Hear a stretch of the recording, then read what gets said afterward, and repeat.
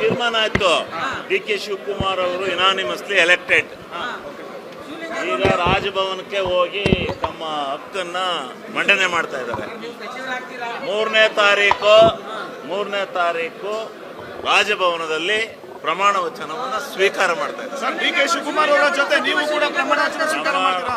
D K Shivakumar ಅವರ ಸಾಯಂಕಾಲ high command ತೀರ್ಮಾನ ಮಾಡುತ್ತೆ. ಸರ್, ತಾವು ಕೂಡ ಪ್ರಬಲ ಆಕಾಂಕ್ಷಿ, ನಿಮಗೆ ಸಿಗುತ್ತೆ ಅನ್ನೋ ನಂಬಿಕೆ ಇದೆ? ಹೈಕಮಾಂಡ್ ನನ್ನ ಹೆಸರು ಹೇಳಿದ್ರೆ ನಾನು ಓದ್ತೀನಿ. ಅಲ್ಲ ಸರ್, ನೀವು ಹೈಕಮಾಂಡ್ ನಾಯಕರನ್ನು ಭೇಟಿ ಮಾಡಿದ್ರಿ, ಸಿದ್ದರಾಮಯ್ಯ ಅವ್ರನ್ನ ಭೇಟಿ ಮಾಡಿದ್ರಿ, ಅದೆಲ್ಲ ಕೂಡ ಎಲ್ಲ ಮಾಡಿದೀವಿ. ಫಲಪ್ರದ ಆಗಬಹುದು, ನಿರೀಕ್ಷೆನಲ್ಲಿದ್ದೀವಿ. ಭರವಸೆ ಈಡೇರುತ್ತೆ ಅನ್ನೋ ನಿರೀಕ್ಷೆನಲ್ಲಿದ್ದೀವಿ. ಕಾದು ನೋಡಿ. ಒಂದು ವೇಳೆ ಸರ್ ತಮ್ಮ ಆಸೆಗೆ ತಣ್ಣೀರು ಬಿದ್ರೆ? ತಣ್ಣೀರು ಬೀಳಲ್ಲ. ತಣ್ಣೀರು ಬಿದ್ರೆ ಏನ್ ಮಾಡಕ್ಕಾಗತ್ತೆ? ಇಲ್ಲ, ನಮ್ ತೀಗದಲ್ಲಿ ಕೆರೆ ಬರಲ್ಲ ಅನ್ನೋದು ಮನೆ. ಈ ಮಳೆ ಮೈಸೂರು ಭಾಗದಲ್ಲಿ ಹೆಂಗೆ ಪ್ರಭಾವ ಬೀರುತ್ತೆ ಅಂತ? ಮಳೆ ಮೈಸೂರು ಭಾಗದಲ್ಲಿ ಡಿ ಕೆ ಶಿವಕುಮಾರ್ ಅವರು ಮುಖ್ಯಮಂತ್ರಿ ಇರ್ತಾರೆ, ಹೆಂಗ್ ಪ್ರಭಾವ ಬೀರುತ್ತೆ? ಅದ್ರಲ್ಲೇನು ಅನುಮಾನವಿಲ್ಲ. ತೀರ್ಮಾನ ಆಯ್ತು. ಡಿ ಕೆ ಶಿವಕುಮಾರ್ ಅವರು ಇನಾನಿಮಸ್ಲಿ ಎಲೆಕ್ಟೆಡ್. ಈಗ ರಾಜಭವನಕ್ಕೆ ಹೋಗಿ ತಮ್ಮ ಹಕ್ಕನ್ನ ಮಂಡನೆ ಮಾಡ್ತಾ ಇದ್ದಾರೆ. 3ನೇ ತಾರೀಕು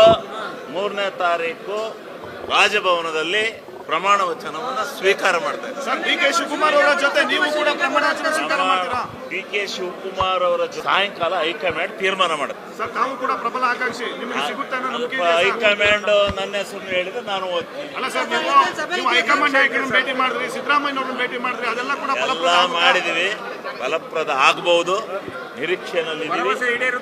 ಭರವಸೆ ಈಡೇರುತ್ತೆ ಅನ್ನೋ ನಿರೀಕ್ಷೆನಲ್ಲಿದ್ದೀವಿ. ಕಾದು ನೋಡಿ. ಒಂದು ವೇಳೆ ಸರ್ ತಮ್ಮ ಆಸೆಗೆ ತಣ್ಣೀರು ಬಿದ್ರೆ? ತಣ್ಣೀರು ಬೀಳಲ್ಲ. ತಣ್ಣೀರು ಬಿದ್ರೆ ಏನ್ ಮಾಡಕ್ಕಾಗತ್ತೆ? ಇಲ್ಲ, ನಮ್ ತೀಗದಲ್ಲಿ ಕೆರೆ ಬರಲ್ಲ ಅನ್ನೋದು ಮನೆ. ಈ ಮಳೆ ಮೈಸೂರು ಭಾಗದಲ್ಲಿ ಹೆಂಗೆ ಪ್ರಭಾವ ಬೀರುತ್ತೆ ಅಂತ? ಮಳೆ ಮೈಸೂರು ಭಾಗದಲ್ಲಿ ಡಿ ಕೆ ಶಿವಕುಮಾರ್ ಅವರು ಮುಖ್ಯಮಂತ್ರಿ ಇರ್ತಾರೆ, ಹೆಂಗ್ ಪ್ರಭಾವ ಬೀರುತ್ತೆ? ಅದ್ರಲ್ಲೇನು ಅನುಮಾನವೇ ಇಲ್ಲ.